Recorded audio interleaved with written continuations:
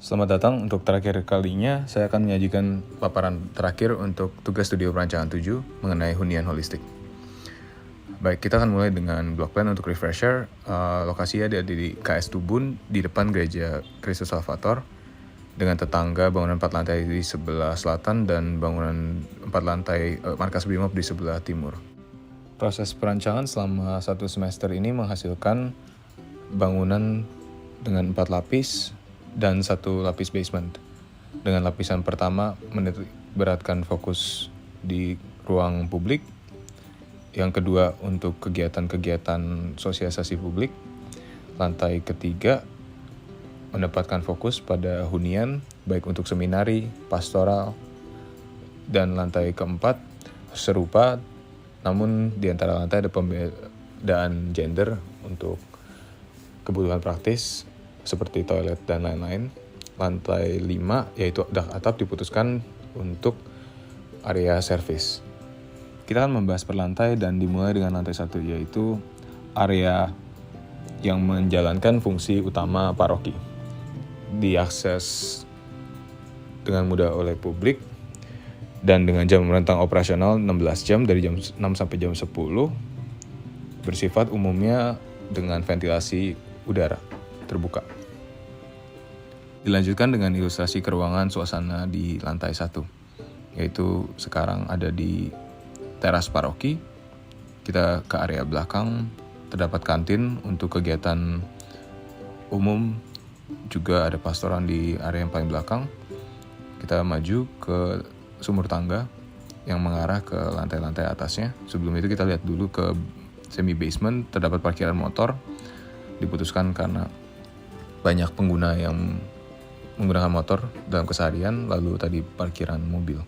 Lanjutkan ke lantai 2. Lantai 2 memiliki fungsi utama sebagai ruang diskusi publik. Meskipun dapat diakses oleh umum, lebih dedikasikan untuk anggota paroki. Misalnya kegiatan sekolah minggu, kegiatan rapat paroki.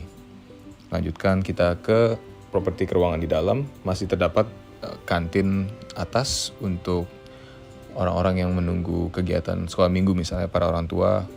Terus terdapat balkon yang kita namakan urban pedestal untuk kegiatan-kegiatan anak-anak muda, supaya pastor dan pelayan umat bisa terlibat dalam dinamika keseharian mereka. Kita lanjutkan ke aula Petrus dengan panggung yang kita angkat dari bangunan sebelumnya di lantai 1. Ruang liminal yaitu ruang antara lantai kita rancang juga dan tidak kita abaikan. Lanjutkan ke lantai 3 adalah lantai dengan titik berat fokus di hunian khusus untuk pria. Lantai 3 di bagian belakangnya serupa dengan lantai 4, yaitu area dengan fokus hunian. Properti keruangannya adalah cross ventilation dengan kipas angin langit-langit sebagai pendukung, dan kamar-kamar didinginkan oleh pendingin ruangan. Meski demikian masih ada opsi untuk membuka jendela untuk pertukaran udara. Baik, lalu kita melanjutkan ke properti keruangan pada area hunian lantai 3 dan serupa dengan lantai 4 juga. Pertama-tama ada teras hunian yang memiliki view ke gereja dan urban pedestal di bawah, di mana orang-orang yang bercengkrama di sini bisa memutuskan untuk melihat keramaian di bawah dan bergabung. Karena sifat keruangannya bersekat-sekat, maka kita melalui potongan aksonometri bisa lihat lebih baik pembagian ruang. Di lantai 3, di bagian depan terdapat perpustakaan untuk antara kontemplasi juga untuk ruang belajar.